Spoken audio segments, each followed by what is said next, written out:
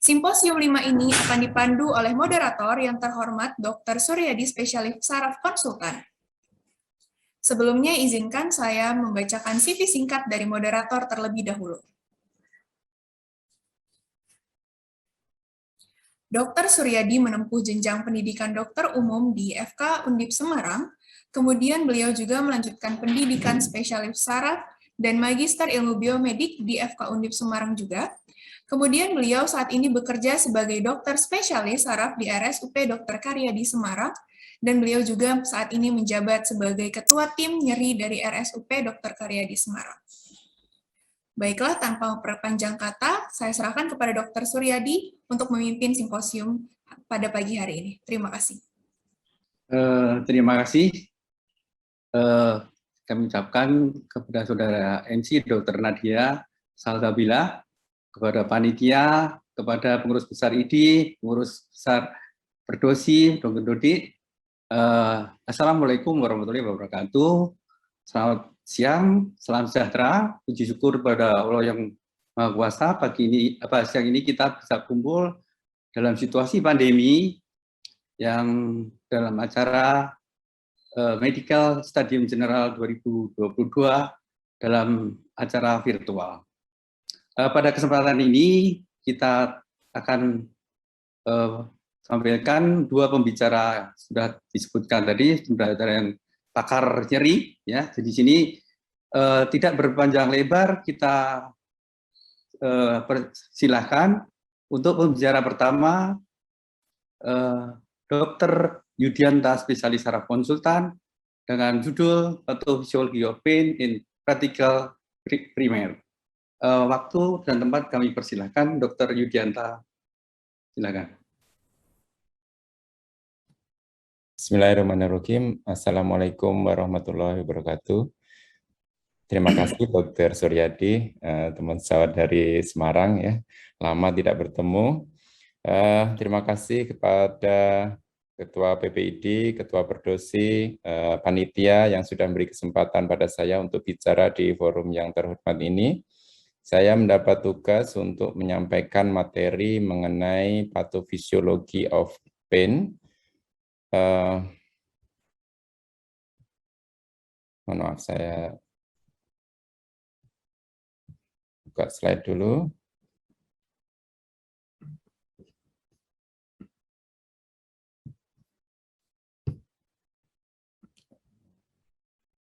Sebentar, agak. Ya, sudah tampak ya, Dr. Suryadi mungkin? Ya, jelas. Baik, terima kasih. Ini materi yang ditugaskan pada saya mengenai pathofisiologi dari nyeri.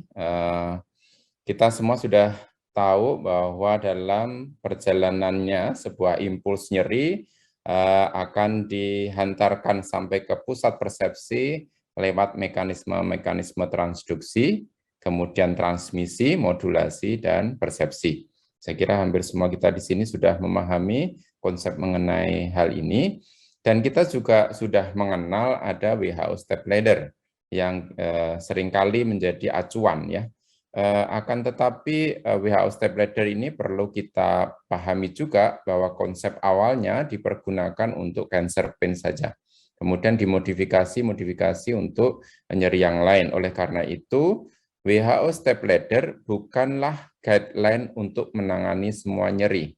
Oleh karena itu, ini adalah panduan umum, di mana panduan spesifiknya harus mengikuti kondisi-kondisi yang terkait dengan klinis saat itu. Oleh karena itu, sangat penting kalau kita akan melakukan manajemen yang baik dan optimal, kita harus melakukan asesmen yang baik dan optimal pula. Dalam sistem akreditasi rumah sakit maupun akreditasi yang di bidang kesehatan, salah satu poin penting adalah manajemen dalam kasus nyeri, di mana nyeri menjadi vital sign yang kelima. Kita sering mengisi banyak belangko, banyak asesmen yang harus ditulis di dalam akreditasi tersebut, akan tetapi seringkali itu menjadi bagian-bagian parsial yang tidak sepenuhnya dipergunakan di dalam penata laksanaan nyeri.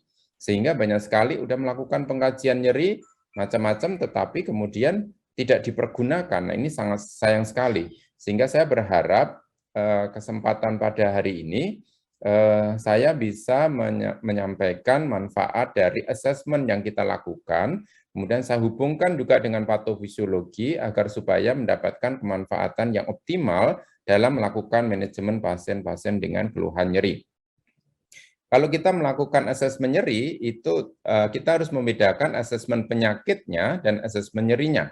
Asesmen penyakit ini kita bisa seperti biasa riwayat penyakit, pemeriksaan fisik, pemeriksaan penunjang. Kemudian kita akan menemukan penyakit dari nyerinya. Ya, jadi misalnya penyakit nyeri akibat HNP, akibat tumor di payudara, akibat adanya fraktur tulang, itu adalah penyebab-penyebab daripada nyeri. Kita akan melakukan manajemen disease itu berdasarkan panduan-panduan praktek klinis yang ada yang sudah kita miliki atau kita kuasai bersama. Banyak sekali panduan-panduan praktek klinis, konsensus-konsensus mengenai penyakit-penyakit yang ada. Yang sering menjadi masalah adalah pada saat kita harus melakukan manajemen nyerinya sendiri. Jadi kita membedakan manajemen penyakitnya dan manajemen nyerinya. Walaupun manajemen nyeri itu adalah bagian komprehensif dari manajemen penyakit, tetapi di dalam melakukan penatalaksanaan nyeri sendiri, kita harus melakukan asesmen nyeri juga. Nah, ini asesmen nyeri yang penting kita pakai. Jadi dalam pengkajian nyeri yang kita lakukan, baik oleh perawat, oleh dokter jaga, dokter spesialis yang ada di rumah sakit, kita selalu harus menanyakan onset pasien, kemudian nyerinya mengarah kemana, nyeri peradangan atau nyeri neuropatik, kemudian intensitas nyerinya, apakah nyeri ringan, nyeri sedang, nyeri berat, dengan berbagai macam alat ukur untuk intensitas nyeri. Kemudian juga dokter tentu saja akan menanyakan safety dan komorbiditas, dan juga dokter akan menentukan general titik poin daripada penyebab nyeri itu. Generator dari nyerinya itu ada di posisi yang mana untuk menentukan tindakan yang efektif. Kita akan bahas satu-satu dikaitkan dengan patofisiologi. Onset dari nyeri, yaitu kita bedakan onset akut dan onset kronik, itu tujuannya adalah secara umum kita akan mengarah kemana.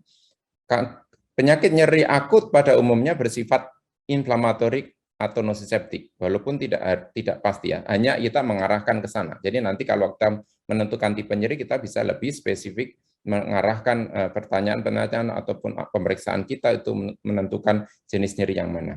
Kemudian kalau nyeri kronik biasanya adalah neuropatik, nosiplastik, atau juga bisa kronik non-neuropatik pain atau nosiseptik yang kronis.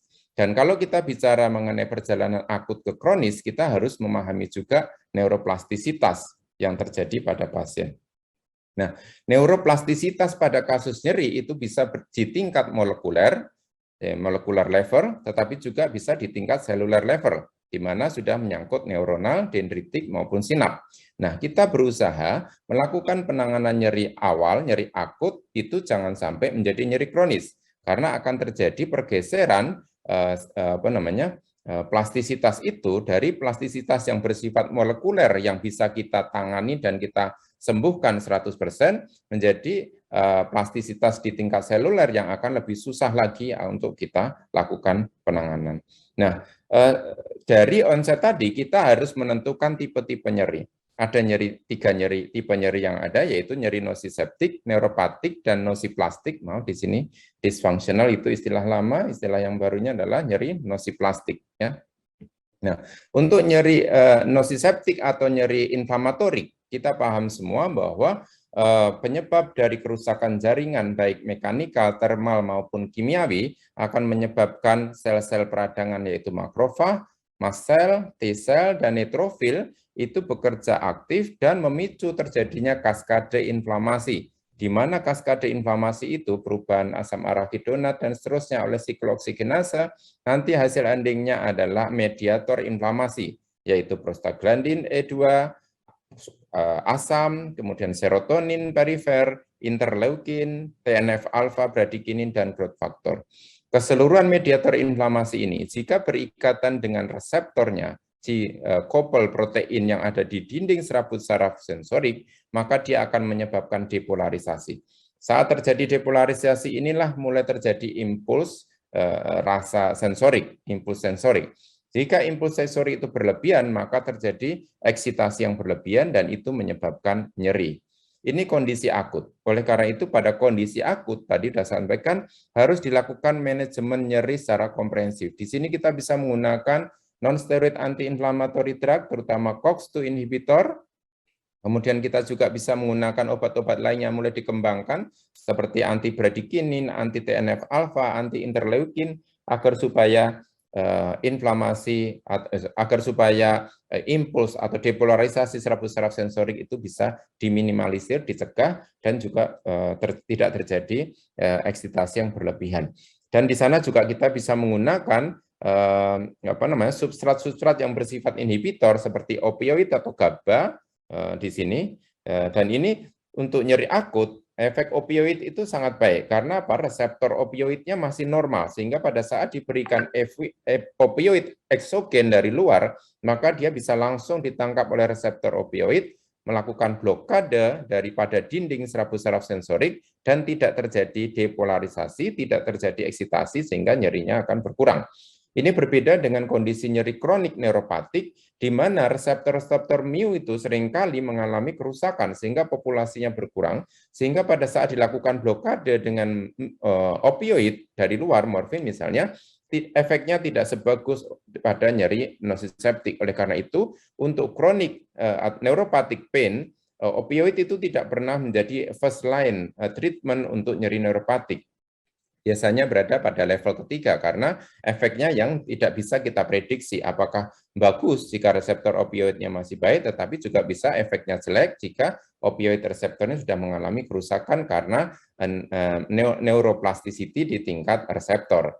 Nah, kenapa tadi disampaikan ini harus ditangani dengan adekuat? Karena kalau tidak, prostaglandin E ini akan secara aktif melakukan fasilitasi pada ion channel yang lain, ion channel natrium di dalam hal ini, sehingga reseptor natrium bisa melakukan pembukaan yang berlebihan, sehingga natrium masuk dan akan menyebabkan depolarisasi yang berlebihan. Itu jika terjadi terus-menerus dan kronis, maka sifat-sifat dari reseptor yang bersifat ion channel ini akan mengalami perubahan. Demikian juga bradykinin akan menyebabkan fasilitasi pada reseptor transient reseptor potensial vanilloid, ini untuk rasa panas, dan juga stimulasi gen untuk ekspresi dari reseptor ini. Sehingga pasien bisa mengalami allodynia panas. Kita mendapatkan sedikit rasa panas, pasien mengeluhkan rasa panas yang berlebihan. Ini adalah efek kronis dari nyeri nociceptik yang berlebihan. Pada kondisi ini sudah terjadi molecular neuroplasticity. Ini harus kita cegah. Dan juga kita harus ingat bahwa serabut saraf sensorik yang mengalami depolarisasi berlebihan bisa mengeluarkan substansi P dan CGRP. Kita kenal pada migrain ini adalah kondisi substance P dan CGRP-nya berlebihan, dan ini juga menyebabkan vasodilatasi pembuluh darah, terjadi ekstravasasi plasma. Ekstravasasi plasma akan menyebabkan inflamasi, steril inflamasi pada ujung serabut saraf sensorik yang teraktivasi. Ini adalah kondisi yang harus kita cegah pada kondisi nyeri inflamatorik. Pada tingkat medula spinalis, ini serabut saraf sensorik afferent sampai di medula spinalis. Kalau terjadi depolarisasi karena impuls yang berlebihan dari perifer tadi, maka akan terjadi pengeluaran glutamat. Di mana glutamat itu adalah excitatory neurotransmitter yang sangat poten untuk melakukan pembukaan reseptor AMPA.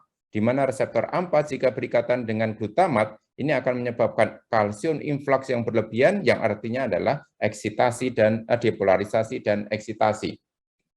Jika berjalan terus-menerus stimulasi dari perifer tadi, maka lama-lama reseptor NMDA yang tadinya silent, tidak berespon terhadap glutamat, dia akan karena reseptor NMDA itu disumbat oleh magnesium, maka pada kondisi depolarisasi yang berlebihan, maka magnesium akan bisa lepas dari reseptor NMDA, akibatnya adalah pori-pori terbuka dan glutamat dan menyebabkan kalsium masuk ke dalam sel yang artinya terjadi depolarisasi.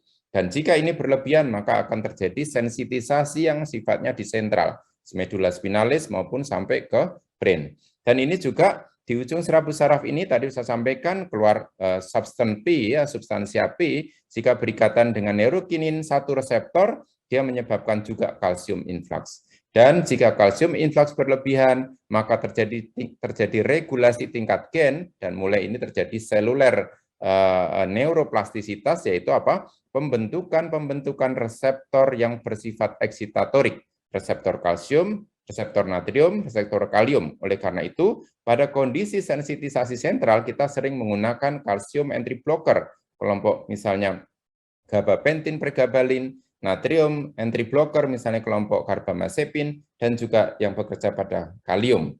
Dan jangan lupa, jika terjadi eksitasi berlebihan di spinal cord, maka sel-sel glia atau sel-sel jaringan ikat yang ada di sekitar neuron, salah satunya adalah glia, dia bersifat seperti makrofag, bisa memicu pelepasan dari prostaglandin lewat siklooksigenase 2, pelepasan interleukin, TNF-alfa, BDNF, nitrate oxide, dan ATP yang sama persis seperti yang terjadi di perifer. Oleh karena itu, maka COX-2 inhibitor, kelompok NSAID COX-2 inhibitor bisa membantu mengurangi eksitasi di tingkat sentral. Inilah yang disebut sebagai modulasi, ya. Jadi yang terjadi interaksi antara neuron dengan produk yang dikeluarkan oleh sel glia, sel pengikatnya. Dan di sini target kita adalah menghambat agar supaya tidak terjadi eksitasi yang berlebihan sehingga nyeri itu berkurang. Dan kita juga lihat di spinal cord ini ada neurotransmitter inhibitory GABA dan glisin, di mana kalau kita menambahkan GABA dari luar itu akan bisa melakukan penghambatan dari impuls nyeri. Dan juga kita bisa menggunakan obat-obat yang bekerja pada NMDA reseptor, misalnya ketamin dan juga dextromethorphan, untuk bisa mencegah terjadi depolarisasi di tingkat spinal cord. Dan ini juga kita bisa, GABA ini bisa endogen dari dalam dengan melakukan stimulasi kognitif yang baik, diberikan edukasi yang baik, maka GABA akan meningkat, juga akan bisa meningkatkan penghambatan eksitatorik yang artinya nyerinya akan berkurang. Ini mekanisme yang bisa kita pakai. Nah, kalau tadi saya bicara di depan adalah molekuler neuroplasticity, di tingkat seluler neuroplasticity pun juga bisa terjadi seperti ini. Ada kematian dari neurotransmitter inhibitorik yang tadi saya sampaikan. Di sini ada GABA, glisin, ini bisa terjadi kerusakan pada kondisi dengan nyeri yang kronis, sehingga impuls bisa secara berlebihan sampai ke pusat persepsi di otak.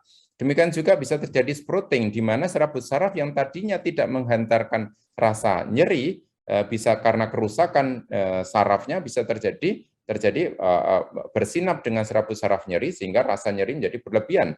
Rangsangan bukan nyeri, tekanan misalnya, tekanan ringan, akan dipersepsikan sebagai nyeri. Ini terjadi proses allodynia.